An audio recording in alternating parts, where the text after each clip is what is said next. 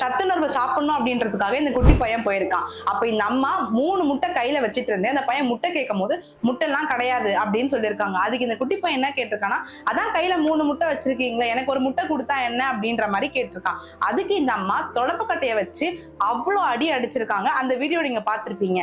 பார்க்கும் போதே சமக்கம் வருதுல. இதுக்கு லீகலா என்ன ஆக்ஷன் பண்ணலாம்ன்றதையும் நீங்க கண்டிப்பா தெரிஞ்சுக்கணும். ஃபர்ஸ்ட், ஸ்கூல் இதுக்கு கண்டிப்பா ரெஸ்பான்சிபிலிட்டி தாங்க.